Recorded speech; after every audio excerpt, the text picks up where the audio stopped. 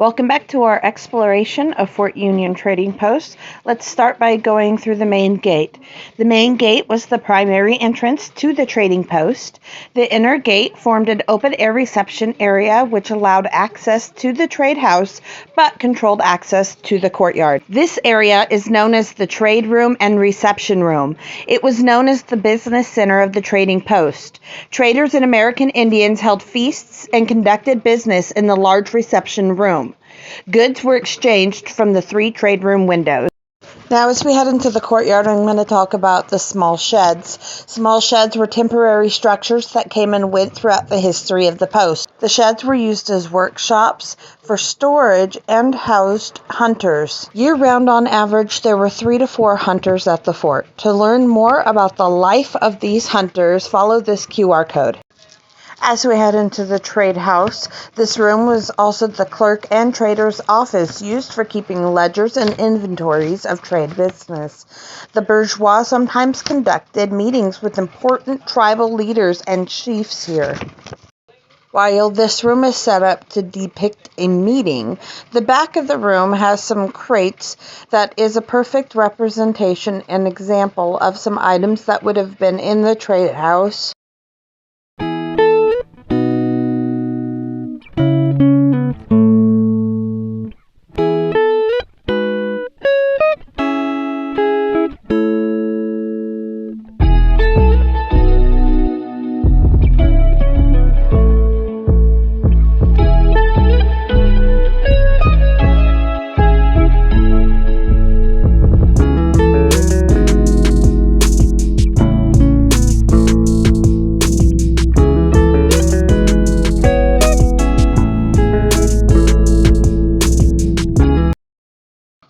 This is an actual copy of a ledger that a clerk would have been responsible for filling out.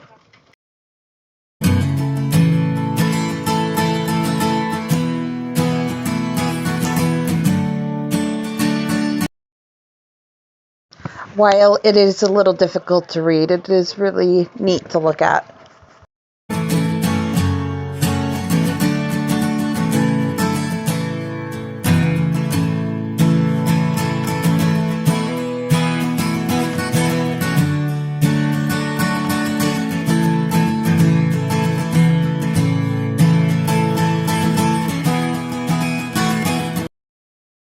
You can see here by the framing that buildings once stood here.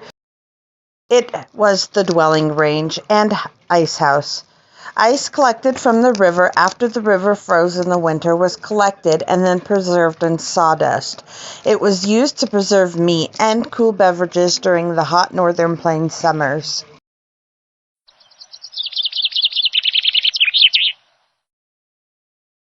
The dwelling range is this long structure, and it provided housing for the clerks, traders, skilled laborers, and their families.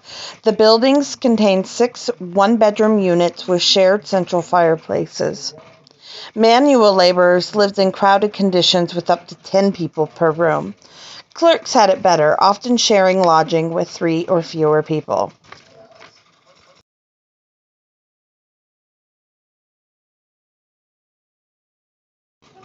This is the blacksmith shop. This workshop served the site as a repair and trade good manufacturing center. The metal work for the buildings, wheeled carts, and tools were prepared and constructed here. Trade goods like arrowheads were made from sheet metal brought up from St. Louis, Missouri. The fort holds events here in the blacksmith shop. You can find more information about these events on their website.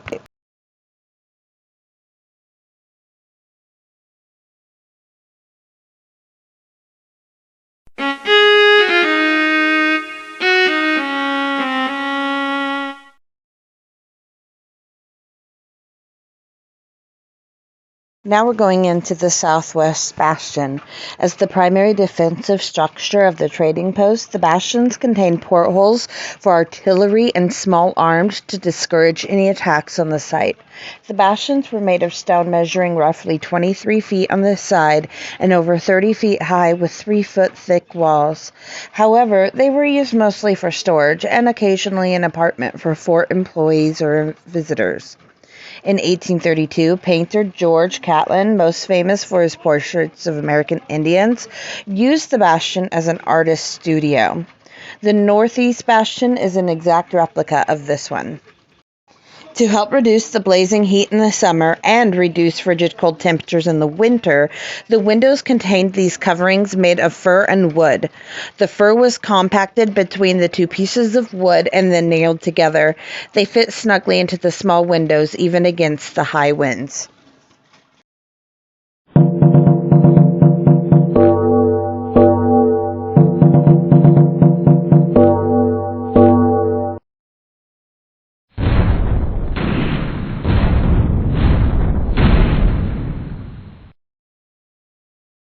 To learn more about artist George Catlin, follow this QR code. Thank you for watching and stay tuned for the final video.